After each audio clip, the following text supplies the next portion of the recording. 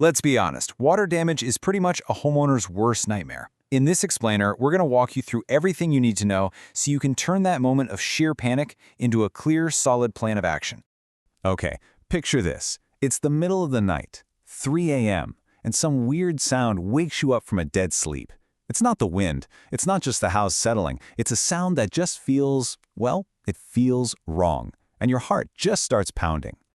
And boom, there it is. Your worst fear is happening right now. Water is pouring into your home. This isn't a wait till morning kind of problem. This is a full-blown crisis. And believe me, every single second counts.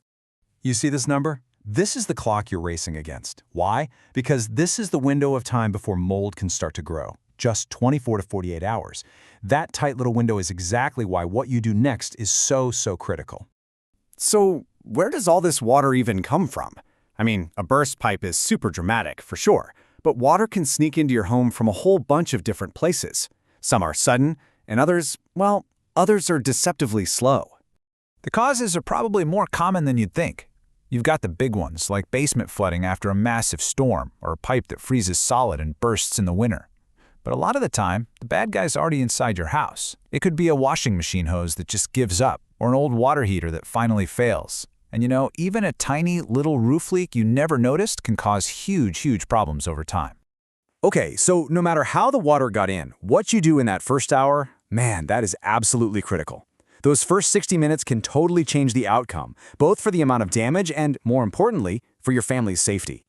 So here are 4 crucial steps you have to take. First, if you can do it safely, shut off the main water valve to your house. Second, and this one is not a suggestion, turn off the power to the wet areas at the breaker box. Water and electricity are a big no.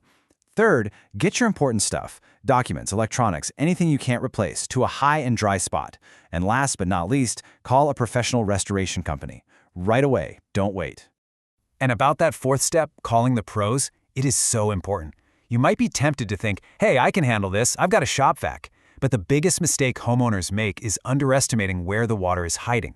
When you try to do it yourself, you almost always miss the water that's trapped deep inside your walls, under your floors, and soaked into your insulation. And that hidden moisture, that's what leads to the long-term nightmares like rot and serious structural problems. So what actually happens when the professionals arrive?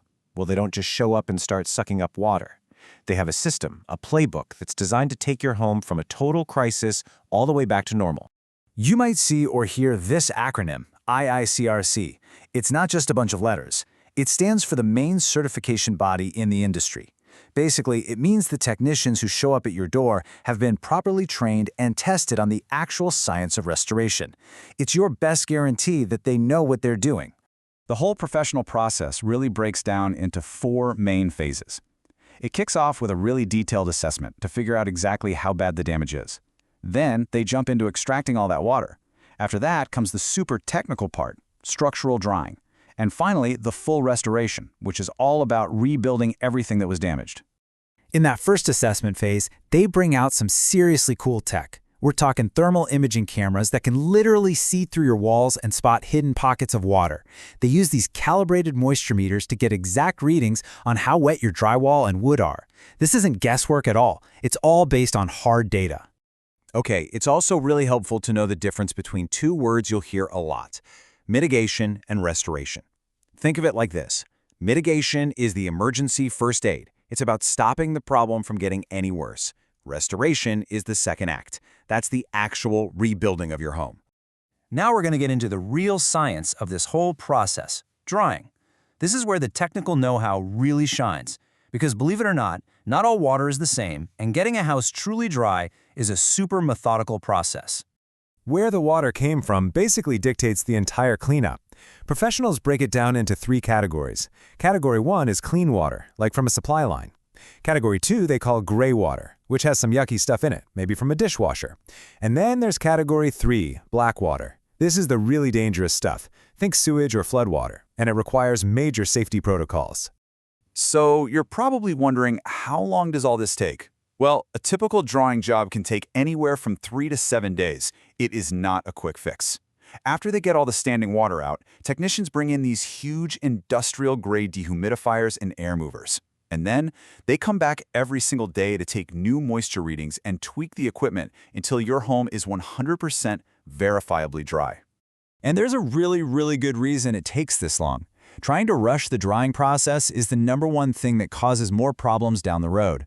If you leave any hidden moisture behind, you're just asking for mold and rot. Being patient and letting the science work is what protects your home in the long run.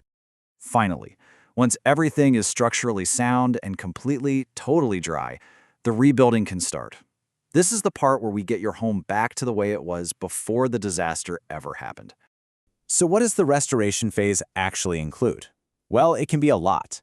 We're talking about putting up new drywall, installing brand new flooring and carpets, sometimes even rebuilding kitchen cabinets from scratch. It also includes all the finishing touches, like painting, and of course fixing whatever plumbing or electrical issue caused the problem in the first place. Of course, the giant question on every single homeowner's mind is, how on earth does all of this get paid for? This is a huge, unexpected bill, and this is where your insurance policy suddenly becomes the main character of the story. So here's the deal. Generally, your homeowner's policy will cover sudden and accidental things, like that burst pipe we talked about. What it usually won't cover is slow, gradual damage from a lack of maintenance, like a leaky faucet you ignored for a year. And here's a really important thing to know. Damage from outside water coming in, like a river flooding, that needs a totally separate flood insurance policy. This is exactly why all that professional documentation, the photos, the daily moisture logs, is so critical. It's the proof you need for your claim. When you boil it all down, the entire point of this whole process, from that frantic 3 a.m. phone call to the very last coat of paint, is really simple. It's to return your property to its pre-loss condition. The goal is to make it look, feel, and be like the damage never ever happened. So, your home is back to normal. The crisis is over. But this whole experience leaves you with one last critical question. Are you prepared for the next time? Do you even know where your main water shutoff is right now? Are the hoses on your washing machine old and cracked? Being proactive is without a doubt your best defense against ever having to go through this again.